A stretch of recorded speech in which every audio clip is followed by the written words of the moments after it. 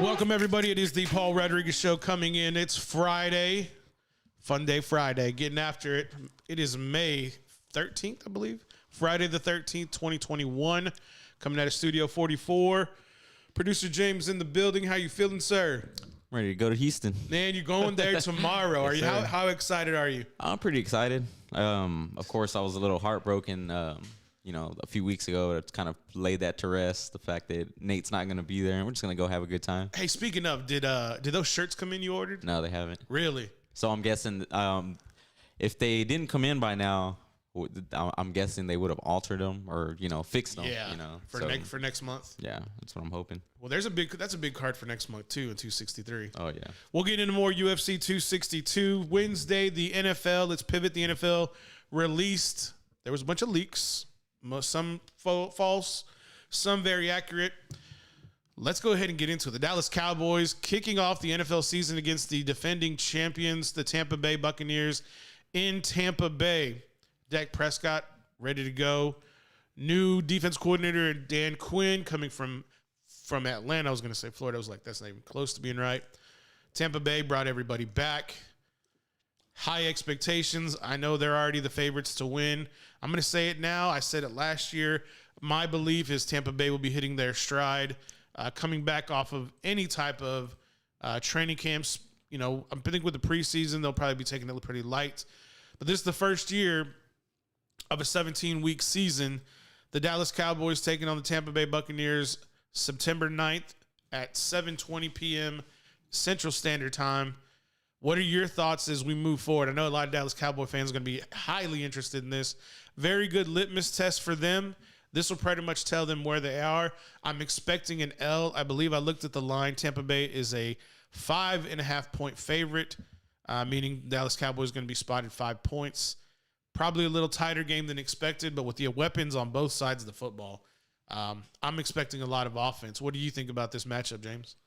The only thing I could think of, I was like, man, if the Cowboys somehow pull this off and whoa, wait a minute. You're saying they got a chance?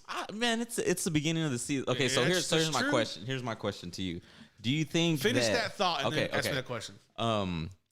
Yeah, if they somehow pull off a miracle, whatever, if the Bucks might not be picking up where they left off, which that leads into my other question. But if somehow the Cowboys win, we're gonna have to hear the whole rest of the season how the Cowboys are gonna win the Super Bowl. Oh, you're damn right. Yeah, that's what you're gonna hear.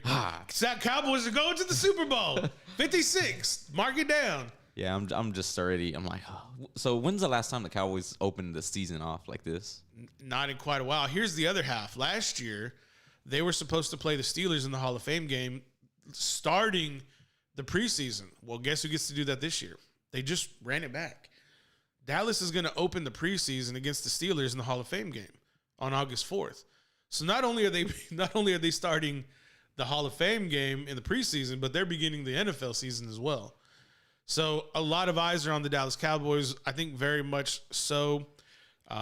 One thing that I'm really excited to see is, and we talked about this, we're going to get into your Green Bay Packers in a little bit, but the Dallas Cowboys, along with other teams, I believe 7 other teams, are going to have 5 primetime games.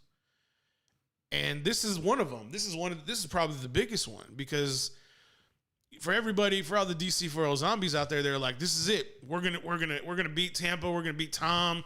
We're gonna show that defense and this and that and what have you. And I'm like, okay, fine. That team at the beginning of the season is not the team that's going to finish the season. They're going to be totally different. You're going to have injuries. And I'm not saying catastrophic injuries like Dak had, but you're going to have injuries that is going to reshape the identity of your team. And moving forward, to entertain your thought, if Dallas were to pull off a victory late, which is, I believe, highly unlikely, I think this game is going to be more of a victory margin on Tampa Bay's end than it is Dallas's end. I think Tampa's a 9 or 10 point favorite than they are a 5 point favorite, and it could grow. But I think the boys in the desert are giving Dallas the benefit of the fact that they were able to go get a huge need at linebacker with Michael Parsons. Some arguably saying the best defensive player in the NFL draft this past season. But that doesn't help you. I mean, that's going to help you stopping the run. But what's going to help you breaking down Tom Brady and him dissecting your defense? Unless you go get Richard Sherman to help offset the cerebral attack that he's going to get into, Tampa Bay's going to get into, I don't really know how this is going to affect anybody. I'm getting Papa Romeo's over here trying to give his prognostication. He's saying Papa Romeo's saying it now. For those who don't know, you do know Papa Romeo, but you should now learn him now. Learn the name. Papa Romeo calling it Dallas 31, the Bucks 24. Take it to the bank.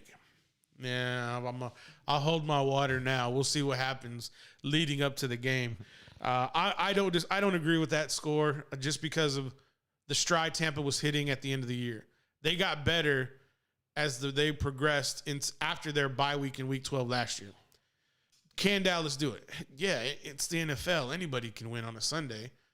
But the likeliness for me is Tampa's going to go ahead and pick up where they left off unless Sherman comes in to offset, like I said, the cerebral attack by Brady.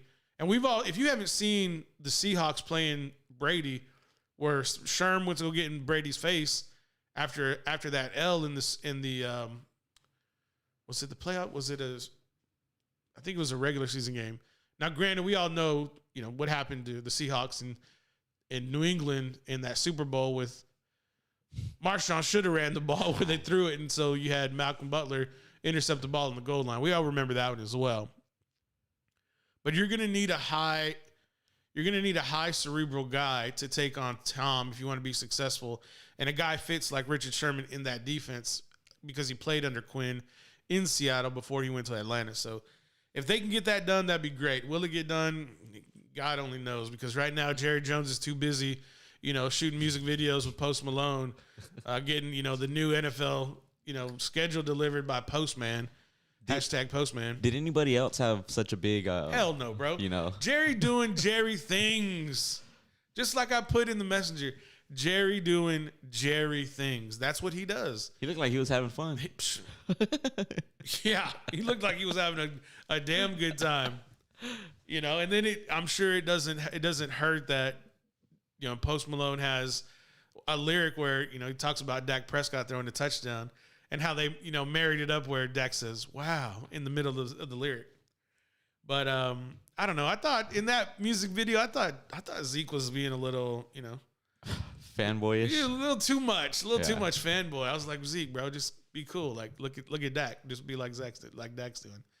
But I noticed that immediately. Jerry, but that's how Jerry rolls. He wants to sell you this bill of goods, and it's coming out of left field. Nobody thought that he would go do a music video with Post Malone, and then Post Malone was like sober as hell. That's the other thing. I was like, damn, Post, I can see your eyeballs. Like, what's going on, man? You good?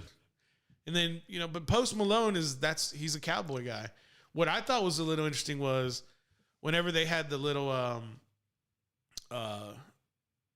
beer pong set up and he had the little ping pong ball, I was like, are they going to do – see, Post Malone has a deal with Budweiser, with Bud Light. And Jerry Jones, the official beer of the Dallas Cowboys, is Miller Lite. And I was like, are they going to – is this going to be a changing of the guard? Did Jerry just bring Post Malone over to Miller Lite? Because I thought that might happen also, but you didn't see any of the beer brands in there. But shout out to – what was it, SeatGeek? They were the ones who kind of put that production together, I'm sure, along with Dallas and Post. But yeah, man. And then I don't know if you saw the photos afterwards where Jerry was gifting Post like an autograph helmet, and they had his daughters were in there, and I don't know if Steven Jones was in there. He probably doesn't give a shit. But yeah, man, cool to see that. That was fun to see. Getting back to those 7 teams who have 5 primetime games, one of those teams is the Green Bay Packers. And in lieu of what's currently going on with Aaron Rodgers, is this the NFL showing the hand that Aaron's coming back, or is this just the schedule being set up because they don't care who the quarterback is? They just want teams like Green Bay, nostalgic teams to be on prime time. I think they're hoping Aaron comes back. I don't think they know. They gotta be. I don't think they know, because if you go put a Jordan Love led Green Bay Packers team out there, they're gonna get dog walked. You put anybody who's not Aaron Rodgers, they're gonna get dog walked. That's just who they are. They're a 13-win team with Aaron Rodgers. They're probably a 7-win team without him. Thoughts? Okay. No. Just be fair about it. Yeah, I mean, he's a big part. I mean, MVP, most valuable player, right? Does that go for the organization or the whole NFL and together when they name someone an MVP? Oh, no, that's the whole NFL. Yeah. I mean, it shows how valuable you are to your team, Like, if they were gone, it would be noticed, they would be missed. Right. So, yeah, I agree. Definitely. What do you think about Jordan Love? Not that he is anybody, but I mean, he's just stayed quiet. He hasn't really said much, right? He hasn't said anything. I think that's the organization telling him not to say anything. I mean, some people though, they just can't resist. They're there on Twitter or whatever. But he has nothing to. He has no grounds to say anything. He hasn't done anything. Aaron put him in his place last year with Aaron's play. And so you have to ask yourself 2 questions. The headlines are continuing to read that Aaron's not coming back. It's like, okay, well, the reports are that he's been offered a salary similar to Patrick Mahomes. And it was like I said, he's gonna have to entertain 4 years, $200 million. Guaranteed. That's the only way he's gonna be entertained. I think the lack of communication that he believes won't change is the linchpin. He believes Murphy and Goody Mane, they're not going to change the way they do business. And the way he's looking at it, he's like, I'm going to get you before you get me. You went out there, you didn't tell me you were drafting so-and-so. In today's NFL, lesser quarterbacks than me are getting that courtesy. Lesser players than me are getting that courtesy. I'm the MVP. You had Andy Dalton told by Chicago, we're going to take Fields. Now, they don't have to get your feelings about it. All Aaron's saying is give me a heads up, you're going to do it. Show me that courtesy. I think that's the issue here with going back to his good friend and huge playmaker, Jordy Nelson, was just cut. I think Kamaru last year was just cut when Aaron hyped him up in a press conference the week before. So you have all these decisions being made and not taking the quarterback, your MVP, the best player on your teams. The backbone of your team. Yeah, the soul of your team. And you have this already causing a domino effect with Devontae Adams. And Devontae Adams is like, man, if they're gonna do the MVP like that, then maybe I need to handle my business the way Aaron's doing it. He'd leave if Rodgers. I mean, he said, he'd be franchise tag. That's the thing is his contract ends this year, and he'll be franchise tag next year if a deal doesn't get done, and then they can tag him a second time, and then they got to let him go. So if Green Bay really wanted to, play with fire, they could say, okay, we're going to leave you under contract. Don't report. We'll fine you. You'll pay us the money or retire, or pay us the money and retire, or you come play. It's real simple. That would, what kind of for players that are looking for, don't you think it would make people to be like, man, fuck that, I don't want to go over there. The way they that's what's being portrayed right now by Aaron. He's telling every player in the NFL, if you want to come play under these circumstances, these are what they are, because they're not going to tell you how they're going to do business. Now, if you're a rookie or if you're, an undrafted free agent who gets picked up by Green Bay, yeah, you're going to be excited because you don't have any other opportunities but to play in the NFL. And it is a luxury to play in the NFL. But I think we're beyond that in this instance. We're talking about the elite players at their positions. when you're the elite player at your positions in this instance, you have the opportunity to call your shot. And now Aaron's saying, I have the money. You want to sue me for the $30 million? Cool, I'll retire. Here's the $30 million. I'll come back and somebody will pay me $52 million guaranteed a year. I'll still get my money. It's just I won't be playing for y'all because of the way y'all do your business. And that's the way he's saying. He's like, oh, Aaron's taking his ball and going home. Like, okay, yeah, that's his right. He has the ability to do so because somebody's going to pay him his money. And, you know, I think he wants to stay in Green Bay. The question is, does Green Bay want to change the way they do business in order to keep him and potentially keep future picks? Because Jordan Love, I hate to break this to you, but in 16 years, they could do the same damn thing to you, and you're going to live it just how Aaron Rodgers lived it 16 years before. He's seen the writing on the wall. He's like, watch this. And he said it on McAfee's show a few weeks ago. My play threw a wrench into what they wanted to do with me in this going into this ongoing season. If he doesn't win the MVP, they probably be doing the same thing they're doing now, because Gutekunst wants Love to play for whatever reason. Because it's an ego thing. Gutekunst says my skill set as a GM, a talent assessor, is saying that the future lies with Jordan Love. He will get us to a Super Bowl faster than Aaron Rodgers. Okay. All right, fine. That's what you believe. And Aaron Rodgers said, watch this, MVP season. We're going back to the NFC Championship. We could have won the NFC Championship if not for one play. Maybe two plays. The play before halftime and the play on the goal line when Aaron – and see, here's the other thing. We don't know. Nobody's talked about it. Did LaFleur tell Aaron we're kicking it on fourth down in the goal line? Apparently there wasn't no communication. Apparently that seems to be the common denominator. Yeah. No communication. Which there should have been.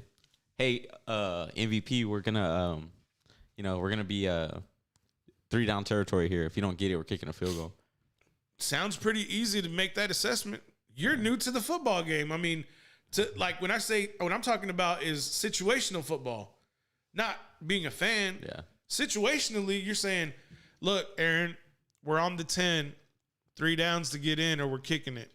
He's gonna be like, all right. He's like, no, well, give me 4. He's like, fine, we'll give you 4. I told my kids. Aaron could have waved off the kicking team. He would have been like, no, fuck y'all, get off the field. I got this. LaFleur would have had to make the situation. But I think Aaron knew. He's like, fine. Y'all want to do it your way? Fine. Wait till the season's over. If we lose, wait till the season. I'm gonna play things my way. And they're playing out. Yeah, I had told my kiddos when we were watching it, I was like, all right, we're in 4 down territory here. And then after that 3rd down, I was like, what the fuck's going on here? Right. I was like, what? So, even I was caught a little off guard, or a lot off guard, I should say. Papa Romeo, I don't know why you just don't call into the show. I can't read your text message while we're discussing this show. But let's get into a break real quick, 30 minutes after the hour.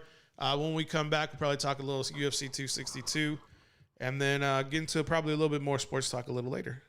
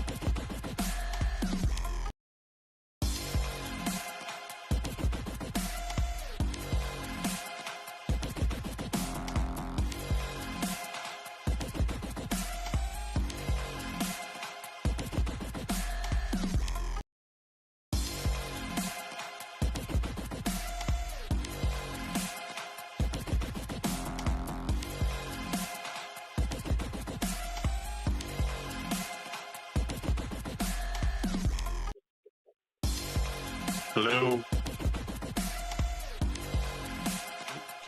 Is that going over?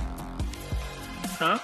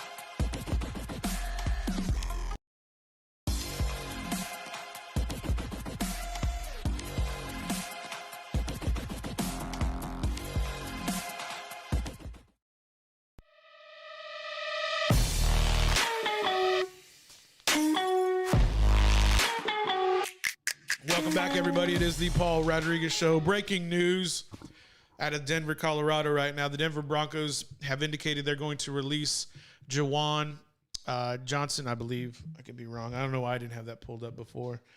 I did have it up. I was slightly distracted in the break, but give me about half a second here. I'm going to move as fast as my phone will move. Get into this real quick. What position is that? That's the offensive tackle. Remember a couple weeks ago, yeah. he had injured himself outside of the facility. That's right. And so, Juwan James had signed in 2019 a 4-year, $51 million contract, included $17 million of guaranteed. But this season, because he had sustained an injury outside of the facility, in order to avoid paying him his $10 million plus salary for 2021, the Denver Broncos have waived him. So, $10 million is not going to be paid out. Damn. Just because this will probably be fought in the NFLPA, but a lot of times, and James has already kind of called out the PA. He says, y'all want us to support y'all on every, pretty much big issue going on, but whenever we have a situation or where we sustain an injury outside the facility, y'all are like nowhere to be found. And so he's kind of just like called him out like, hey, we support you, like come support me in my time of need. It'll be interesting to see what happens, how this appeal goes, but looks like. And of course, like situations like this always set the precedent for a similar situations that might occur in the future. Yeah, right? and a real big instance right now is the OTAs. Like people want to have voluntary OTAs, and if you get hurt outside the facility, you could potentially if you don't have your contract fully guaranteed, potentially you're going to lose out on income because you got hurt outside of the facility. And it's kind of one of those things where because they didn't see it or it didn't occur on, their property, they don't know what happened they don't know fully what happened. And almost in an instance where they don't trust you. But this is one thing I wanted to bring up where everybody talks about, oh, well, the players are greedy. The players, they need to, get a contract that's in their wheelhouse and, they're asking for too much money. It's like, okay, what happens if this injury is career ending? He got a 4-year, $51 million contract 2 years ago. $17 million has already been paid out. He was supposed to get $10 million this year. Now, don't get me wrong. $17 million is a lot of money, but his family could have been taken care of generationally if he would have played out his full contract. And now because he got hurt training outside the facility, his whole contract is torn up and means nothing because they cut him. And that's the sick business of the NFL. Everybody talks about, the players need to, play for the team and this. No. No. These owners don't play for their own team. They play for their pocketbooks. Same thing for the players.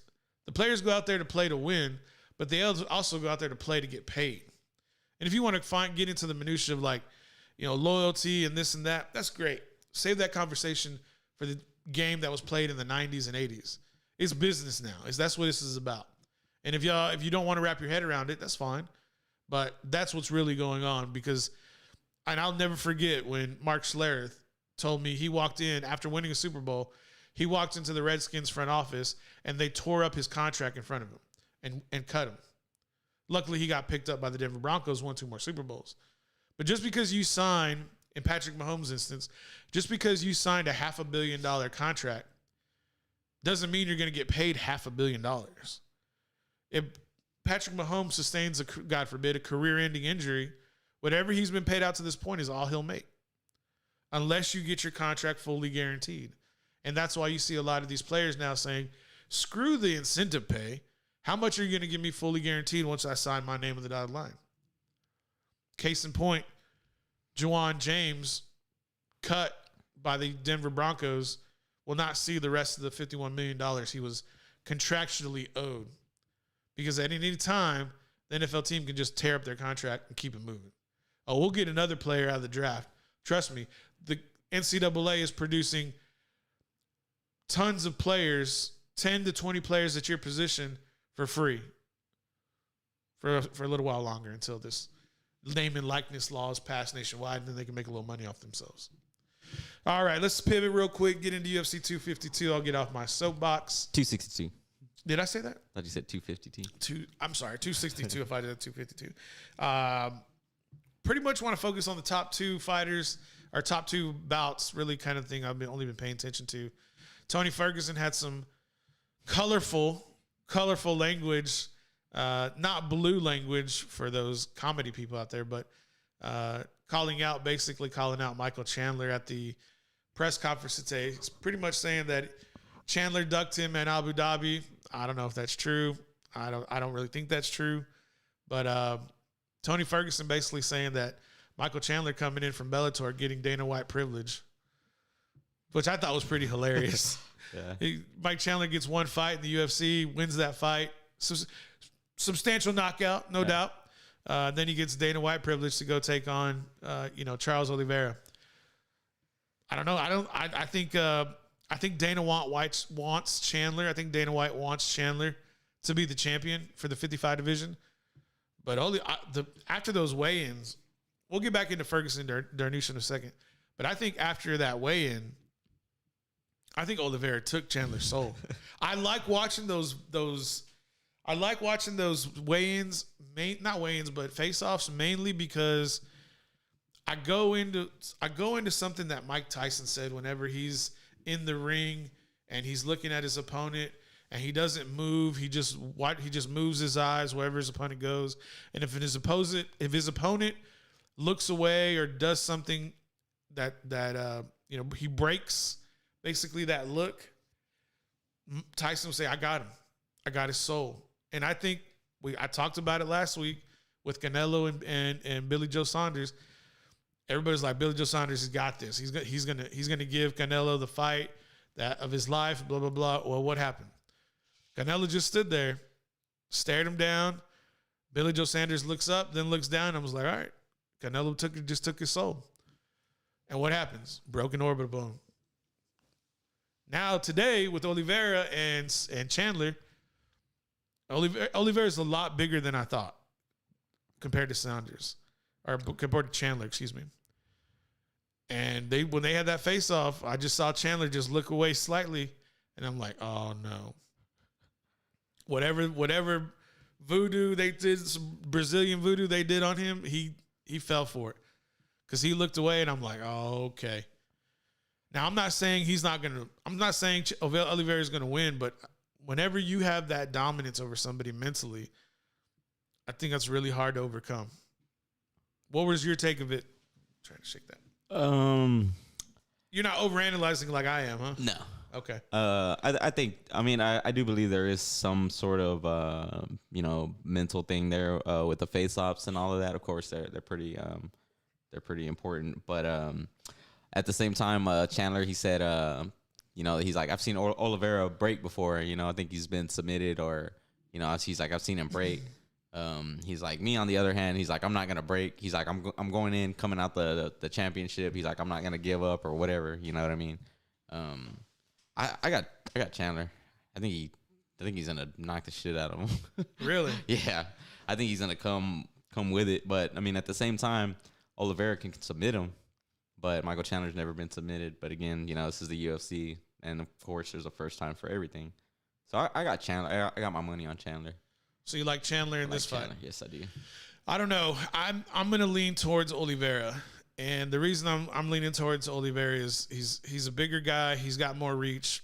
Chandler needs to get in close to drop those bombs. And he's a more stocky guy.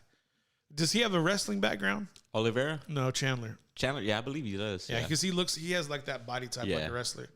But those longer limbs, man, like they can just put more types of devastating submissions on you. And I don't know if that's really how the fight's going to go towards. But I think, like you said, like this was supposed to be like they were supposed to bang. And I don't know if that'll be where this fight kind of leads to, or if it mainly goes to the ground. Do you expect it to stay up, or do you expect it to kind of be everywhere? Yeah, I think it's going to be one of those fights where it's everywhere. Stand up, possibly some ground game, if they get taken down, if Oliveira gets taken down. But yeah, I definitely think it's going to be an everywhere type of fight, well-rounded. It's going to be good. So you like Chandler, I like Oliveira. Let's get into Ferguson, although Ferguson is the co-main Ferguson, Dariush were. I like Ferguson. I think Ferguson is pissed off right now. I think he has a chip on his shoulder. You know, he was talking shit to everybody at the press conference. I think he's salty. I think he wants to. I think he wants to fight at that 50 for the 55 championship. It's probably a better fight if Ferguson wins and Chandler wins to kind of have a bigger card if it was like Oliveira and Ferguson. But you have two old guys. These are like two older fighters with Dariush and Ferguson. I don't know. I saw Dariush and I saw the way Ferguson was talking to him, and I don't know if he's a killer, man. I don't know if he's got a baby on the way. You know, he could be distracted. Ferguson just looks like he's on a menace right now. He looks like he's ready to take everybody in a bag, put him away, and just go hunt for the title. That's the way he looks right now. Like, it seems like it appears like he's not getting any respect from anybody, like not even Dana.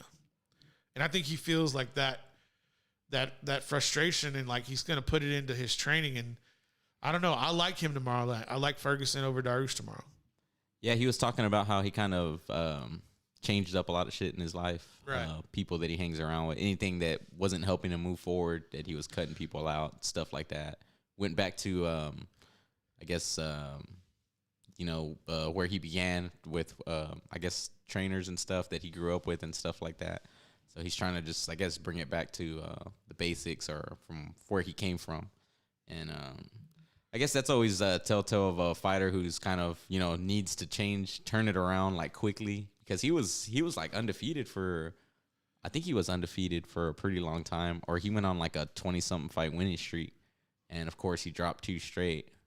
I believe it was, and then of course, all of a sudden you're hot, and then all of a sudden you drop 2, and then you never were that good to begin with. So did he have a lot of fights in 2020? Because that's what he said. Like, he was bringing up the fact that 2020 was like a big year, and he had like a ton of things on his plate.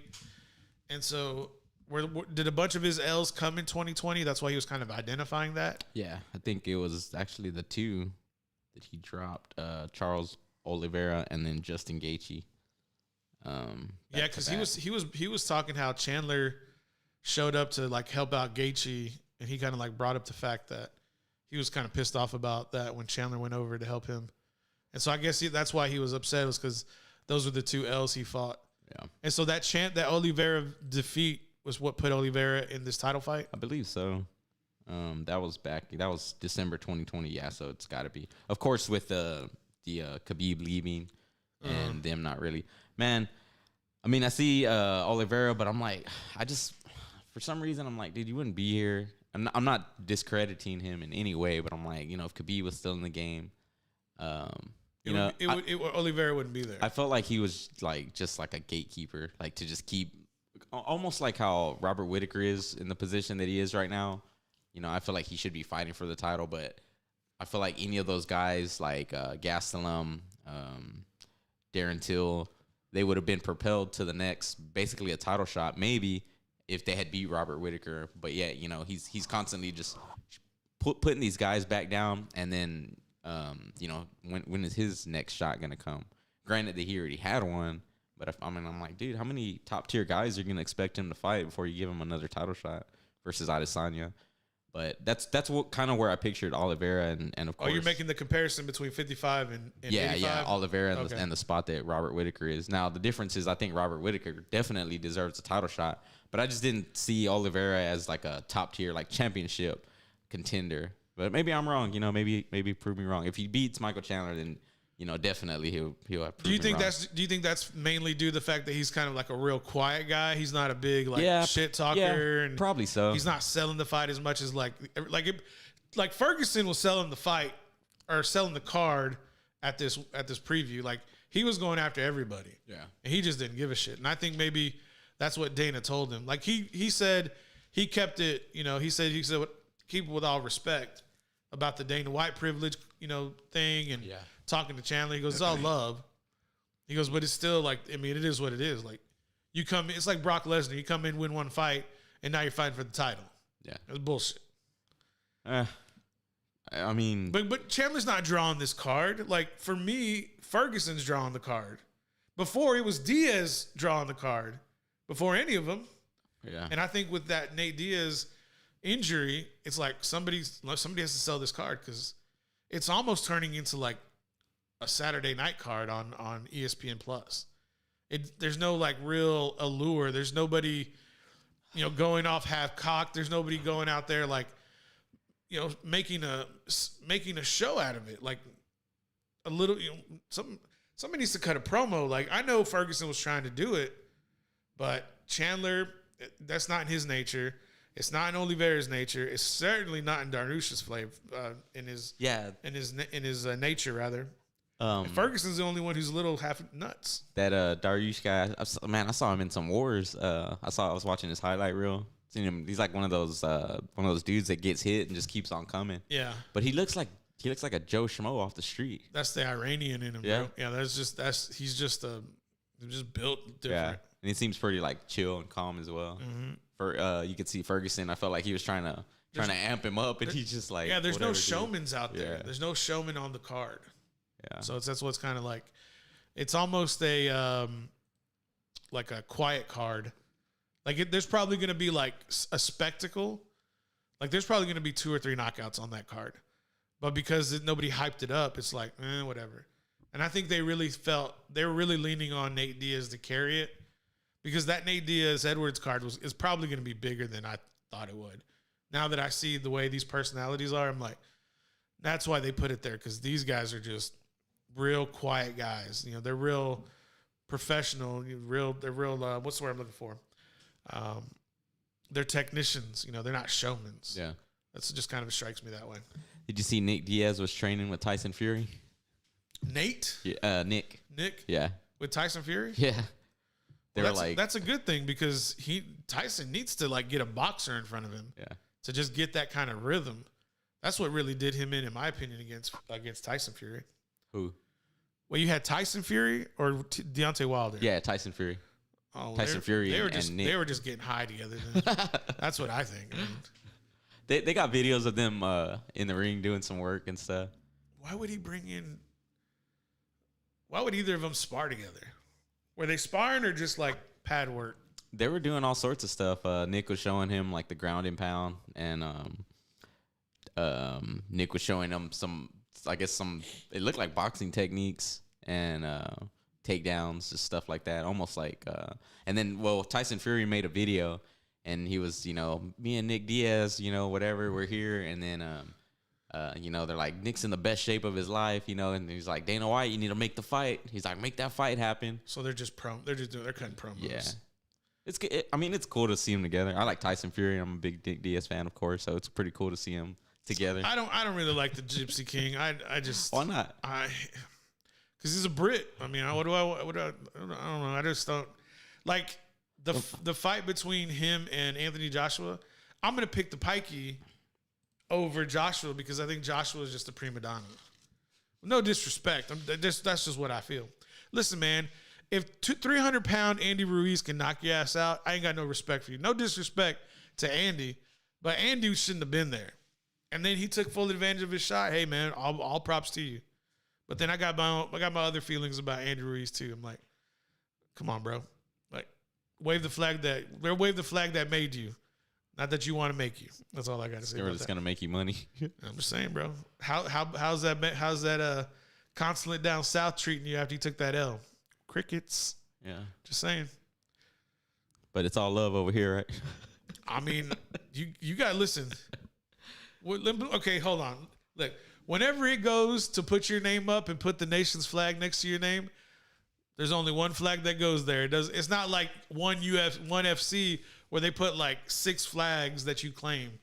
Really, it's only like the two flags that you claim. But I don't know. That's just my feeling about it. Same thing with De La Hoya. That's why I never really liked De La Hoya either. I think that's why I like Canelo. It's like Canelo's like, I am what I am. I am of the people. And he also like represents Guadalajara for where that's where he's from. Now, he may have a ranch in Guadalajara, but I'm not pretty sure. I don't think he's living there as much as he may want to be. But there's security issues with that too. So, all right, let's get into a break real quick. Not to go too deep into the rails. 56 minutes after the hour. When we come back, I don't know. We'll just freestyle, see what we come up with. Back.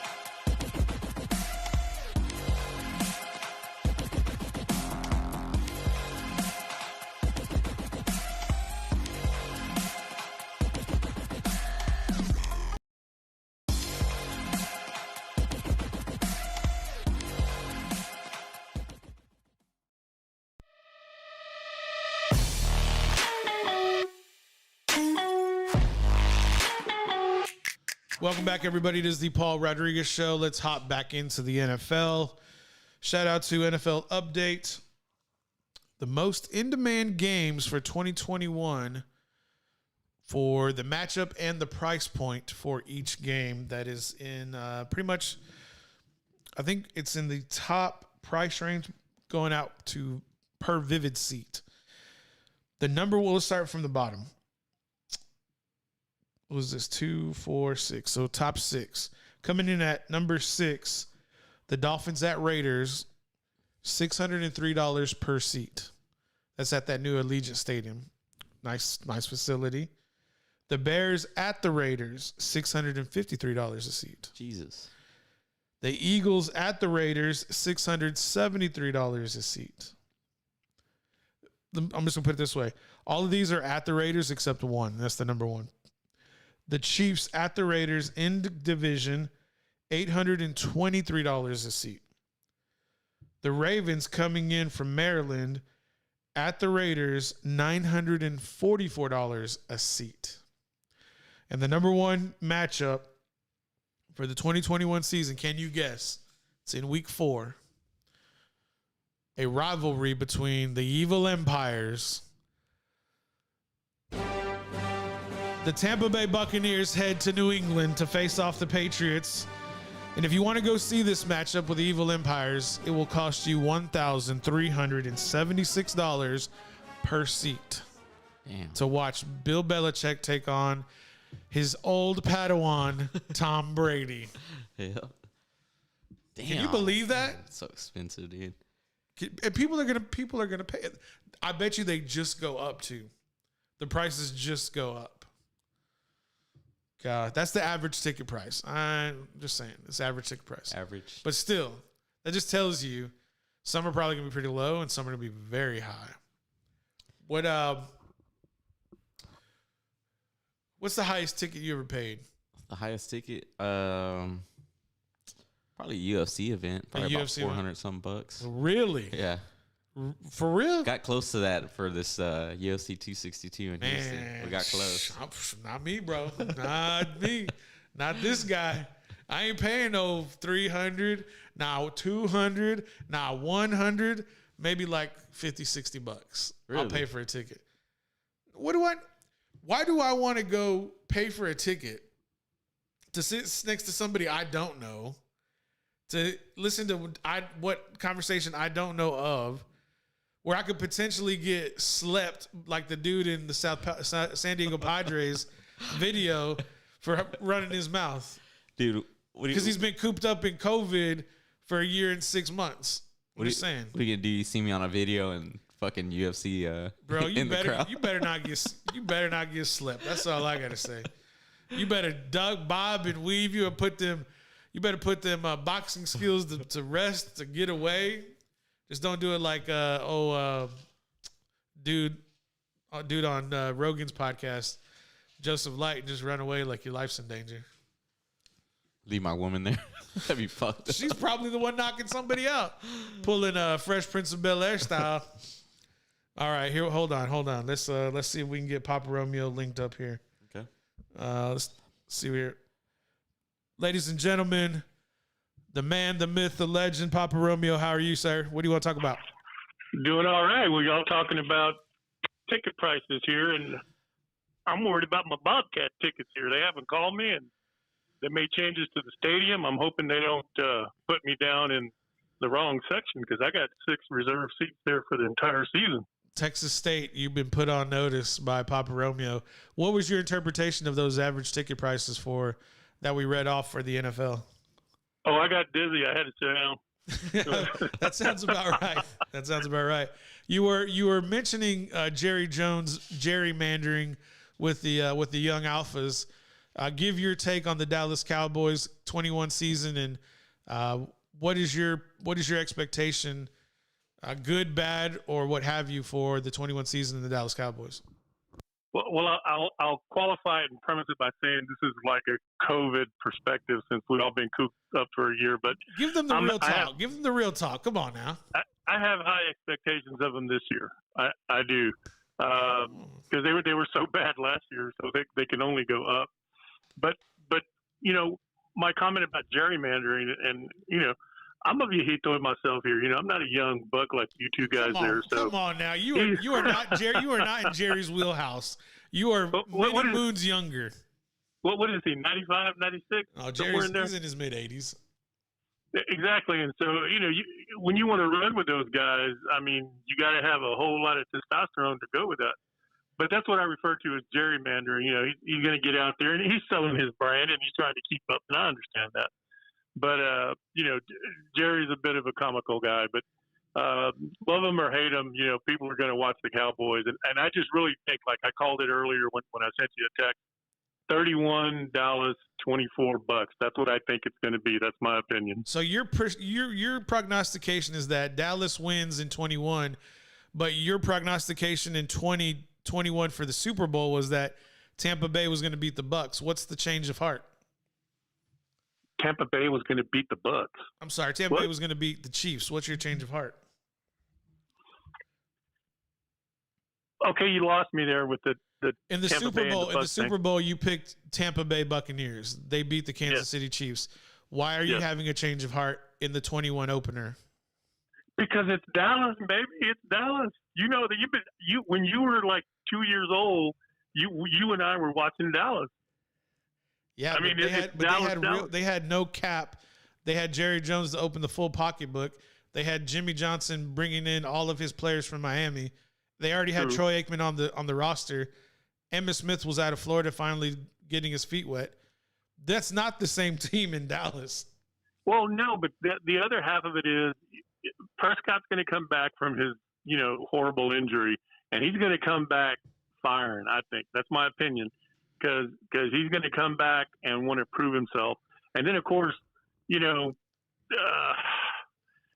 going to come out of the retirement home again, and I don't know how many. I don't know how many ticks he's got left in his wheelchair, man. I don't know. So here's a factoid for you. When the Dallas Cowboys were winning their Super Bowls, they had a top 5 defense every year they won the Super Bowl. And that was consistent with the other Super Bowl winners, San Francisco, in between the Dallas titles and into the 90s. Now, here's the question. Are you saying that Dallas will go to the Super Bowl because they beat the defending Super Bowl champions? Heck no, I'm not saying that. I'm just talking about the first. We're talking about the first game, the first opener to get Dallas Road. Now, I do think they're going to go to the playoffs. I do that. So I do think that. So now, are they going to get past their divisional people here in the conference championships? I don't know, but I think they're going to show well. I think they're going to do all right. Get the pieces back together. So that's just my opinion. So you're telling me that Dan Quinn coming in from Atlanta is going to be able to do better things than Mike Nolan did last year, solely on the fact that he has Micah Parsons as the number 1 overall pick, or in the first round pick? Yeah, they got rid of Father Time there, that guy from 2 years ago. And then they brought in Nolan. I was just like, Jerry has got to stop doing the gerrymandering here, and he needs to bring in young, talented, qualified defensive coordinators to train these guys. I mean, it's not the same game as in the 90s anymore. Well, that's not Dan Quinn, because Dan Quinn is older than you are. But I think I follow what you're saying. Papa Romeo, what would you like to leave the people with tonight? I'd like to leave everybody tonight with, I hope Bitcoin goes up, man. That's my pick. Hold.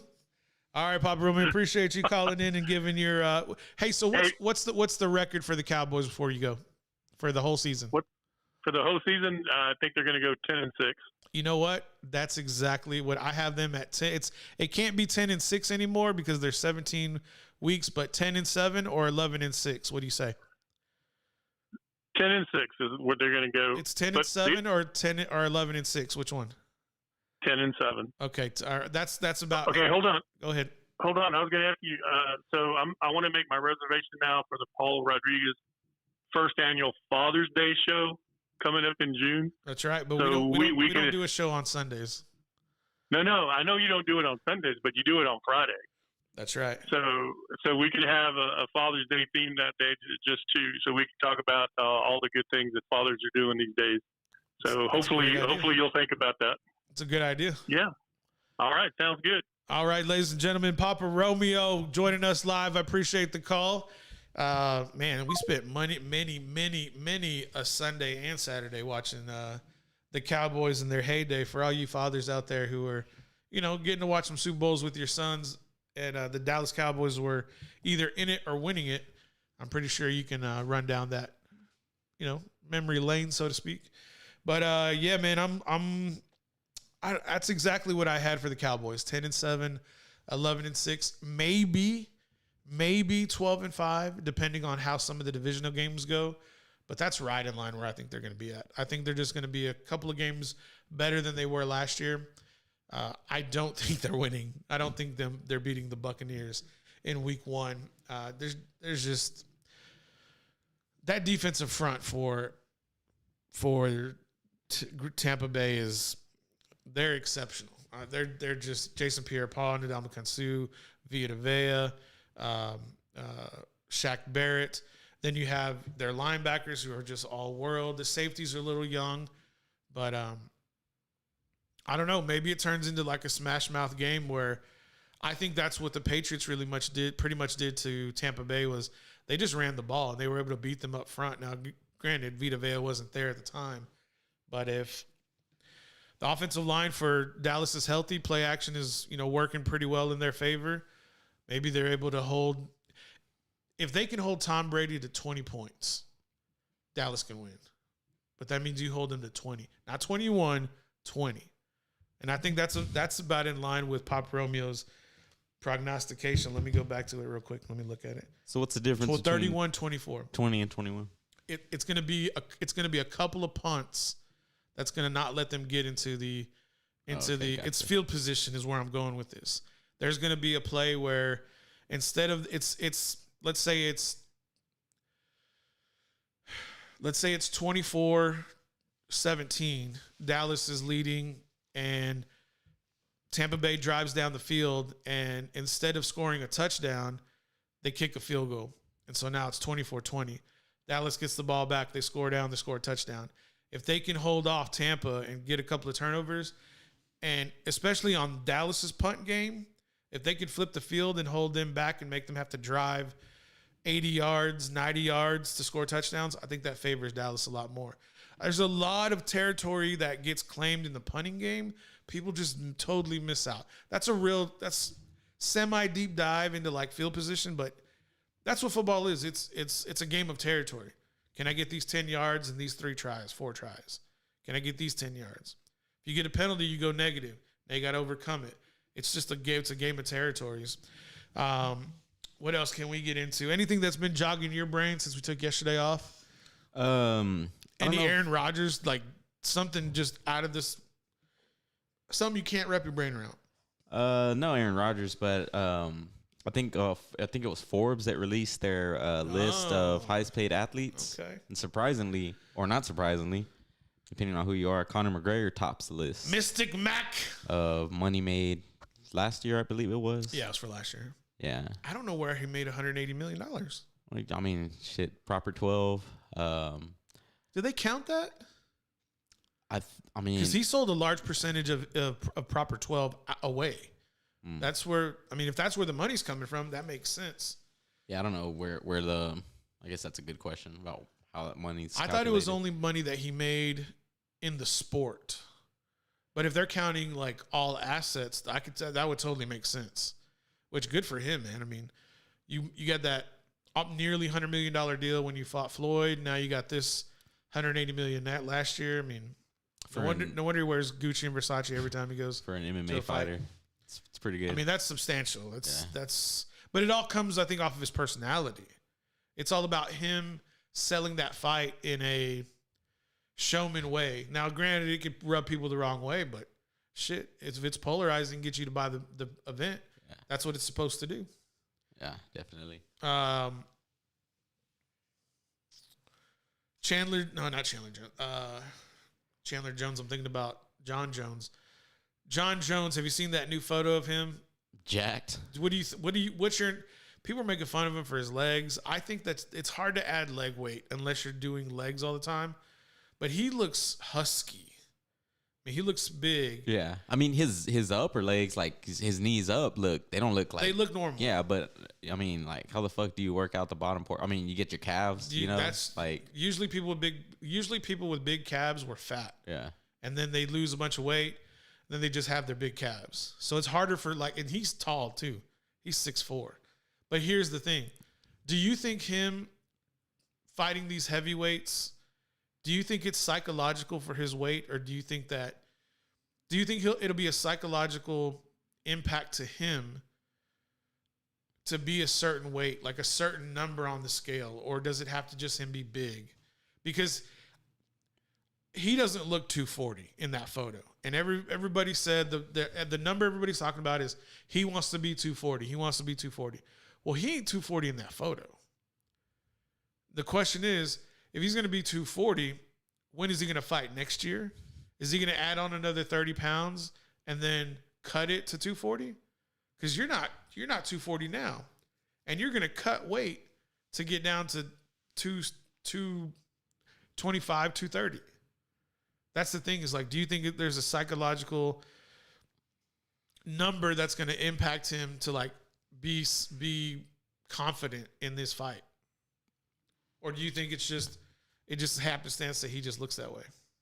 I mean, if if he's saying he wants to be 240, and if that's where he feels comfortable at, I mean. But is he going to be a sloppy 240, or is he going to be a cut 240? Yeah, that's just adding all that weight to me. It's like, dude, like, I hope your speed and agility is still there. You know what I mean? Well, that's something that Chael on his show was saying, is that he was doing some fixed bag work, and Chael was like, I don't see the speed. But again, that could, because they knew this was being filmed, Jones is probably saying, well, I'm not going to go 100%. I'm not going to show y'all what I have. Yeah, sure. You know what I'm saying? It doesn't make sense to do that. My biggest thing, and Chael was trying to make that point where it's like, if he's going to be 240, he doesn't look it now. And if he's going to be 240, if he cuts the weight that he has on his body now, he'll be maybe 230. So I don't know if that's, and I don't think personally, I don't think Jones needs to be a certain number to go fight. Yeah. Because he's so strong as it is, just at what he walks around at, probably 225. Yeah. Probably what he walks around is. His brothers are 300-pound NFL monsters. Hell, his brother in Arizona broke the tackling sled by pressing it. He literally broke the steel components off of this blocking machine. And that's the same genetics that John Jones shares. And John Jones is not 285, not like Chandler Jones in Kansas City. He's not 300 pounds. He's 225, 230. And I'm sure he's training with other heavyweights. And if he's putting a banging on you, I mean, dude, just go fight. Don't get this number in your brain like, I got to be 240 to fight Ngannou. Why? Because you want to be? Yeah. It doesn't make any sense. I don't know, man. That's the other thing, too, is like, he's as big as Ngannou height-wise. You're going to be so much faster than Ngannou if you're 230 and he's 260. And you have this history of training with, high-level heavyweights, probably some people who are champions, and you could dominate them. And Ngannou has what? A year of maybe ground training, wrestling, jiu-jitsu training? Come on, man. Go get the fight deal done. But, I mean, he wants an exorbitant amount of money, and they're not ready to pay him that, so it's probably going to be Derek Lewis.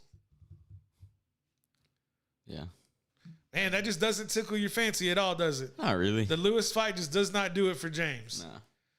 There's no. He's like that. Just like It's like yawn. It's like yawn. Yeah. I guess like also where it came from too. Like I mean, Derek Lewis' cardio isn't all great. Hell no. And then at the time when he fought Ngannou's cardio wasn't there. So after a while, but they're better fighters today. Yeah, I agree. It better be a knockout. It has to be. That's what I said the first time. I was like, this has to be a knockout. But someone's getting knocked out. And it was so boring. Yeah. But I think that's the thing, is that they tried to bang it out in round one and they couldn't knock each other out. But I think now, and I have a strong belief Derek Lewis's ground game is like underrated. But Ngannou is going to try to I think that's what Ngannou is going to do. Is like, I'm going to go try to take him down and I'm gonna take his cardio. And shit, you might be surprised because we've seen people try to take down Derek Lewis, and turns out to be a bad idea. Like when Curtis Blades tried to shoot and he caught that uppercut to the grill and went nighty-night. Yeah. So then if, say, Derek Lewis beats Ngannou, they're going to have the fight signed already, John Jones versus Derek Lewis, to go get that belt. I don't know about that. Why not? Because I think what will happen is that I think Derek Lewis and Ngannou go through a war, and it's a 6-month medical suspension for Lewis, and they're going to need a heavyweight fight in between that, and it's going to be Stipe and John Jones. John Jones better hope he doesn't get taken out, because that's what Dana White does not want. Dana White does not, in my opinion, the UFC does not want Ngannou Lewis 2 for the belt. Lewis wins, and then it's Jones Stipe, and Stipe murks Jones. You know they do Jones versus Ngannou No. after, or do you think if they do that fight that it's got to be a championship fight? So talk me through the math. So say it totally goes, let's say Lewis beats Ngannou, Stipe beats Jones. Okay. And Ngannou Jones. Yeah. Kind of like a loser's bracket. Yeah, it has to be. Yeah. And then You think they would do that? and then it's Lewis Stipe, and then whoever wins that faces the fight of Ngannou Jones. It has to be. There's nobody else. There's nobody else in the heavyweight fight that could. There's nobody that could contend with Stipe. Let's say Stipe's 4. There's nobody that can hang with Stipe in 5 and under. You know, they bring in Frank Mir. Oh man, to do what? Referee? He couldn't even stand in that fight. He was getting punched in the mouth. He couldn't even stand up. He was leaning on his opponent, trying to hit him. It's like, dude, what's up with the dirty boxing here, bro? This ain't MMA. All right, drunken boxing. Hello, Oscar. All right, guys. Anything you watching? Anything new? How's the Selena going? It's good. I'm gonna go home and watch some more of it tonight. So, how many episodes are you in on the second I think season? we're like 6. How many are there? 10. It's on Netflix, right? Yeah. So you can binge it. Yeah. Yeah, that's cool. I'm not gonna watch it, but You can binge it. I could, but I won't. All right. I don't know. I didn't like the premise of the story. I didn't like I said, the actress who plays Selena, she's gorgeous. Very beautiful young lady, but I don't know. Maybe I'm blinded by the J-Lo one, but I don't even like J-Lo. But I don't know. I think for a lot of, I guess people like my age or our age around that, I feel like that J-Lo movie is just like etched into our brain to where we're like, dude, it was so fast after she died. Like she died in 95. The movie came out, 97? was it? I thought. Let me say real quick. Okay. But I mean, because I remember she died. I remember I'm Dreaming of You came out. And then 97, yeah. Came out in 97. And then that big vigil of her, I don't know where the vigil was held, but then there's that. And then the next thing I remember, they're casting for Selena, the movie. And everybody was pissed that J-Lo won it. They wanted I don't know who they wanted. They wanted somebody else to be her. She was nobody then. Yeah. That's the other thing.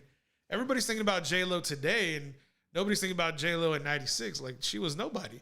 She was She was a girl in A Living Color. She was a dancer on A Living Color. That was like her claim to fame. I like when people are like when it first came to light that she was like a dancer in Living Color, and of course there's people, you didn't know she was a dancer, and it's like, yeah, like you knew, like you could see these people in the background and be like, oh yeah, that's Jennifer Lopez. Nobody. No. It had to, I don't know how it came to light, but that's how it came to light. They were like, why is she qualified to do this movie? So people, of course, started digging. Yeah. Anyway, I don't know. I don't know what I'm going to get into. I'm going to watch the fights tomorrow for sure. There's some big boxing on PBC next week. No, on ESPN. 4 title fights on boxing. Yeah, next Saturday, the 22nd. Westwood SQTs are tomorrow. Westlake SQTs are next Saturday. So Lockhart's spring football game is Thursday, 5:30. I don't know how we're gonna do this.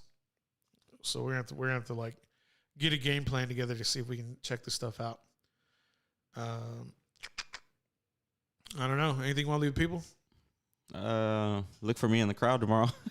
So where are your seats in relation to the ring? They're like You spent a high dollar, so you got to be close. Yeah, they're so the octagon, of course, is in the middle, and then there's the like floor seats. My seats are like the first section behind the floor seats, like probably like 3 or 4 rows up. So, okay. So are you close to the the entrance where they walk in? Kind of. Like I when I went to go see UFC in Dallas, we were like right there on the side of the rail where they walked out to. Okay. So that was pretty cool. But we're not gonna be that close this time. We're gonna be probably on the other side of like in that same section, but more towards like the little aisle where you walk through. So we'll be able to see. But yeah, I'll take some pictures, shoot them to you and stuff. Boots on the ground. Boots on the ground. Yep. What are you gonna do if people start fighting in the crowd? Pull my phone out. Millennial here. Come on, man. What are you gonna do? Pull your phone out. Oh man, I hope that doesn't. Were there any? I've only known the fights to be at that baseball game, the Ruiz fight, and the Canelo fight. So people usually don't fight at the MMA ones. Yeah. Not that I know of. I mean, in H-Town, there's gonna be alcohol flowing. Yeah, but I think the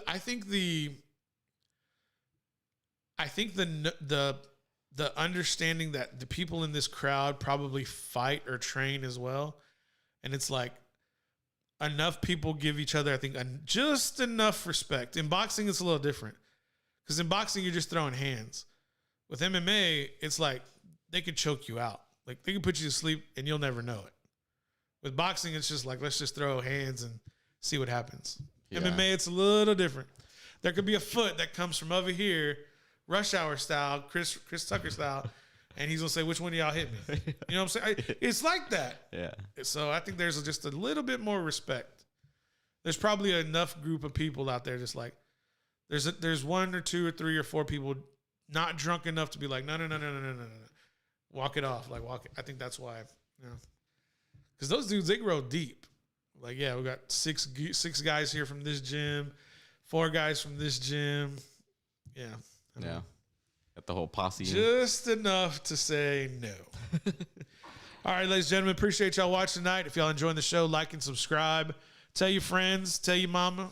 We don't got that dark side. Tell everybody in your system, but tell everybody if you appreciate y'all watching. Tell everybody who you think might like it. We'll see y'all Monday. Hopefully James will be back unscathed. We out.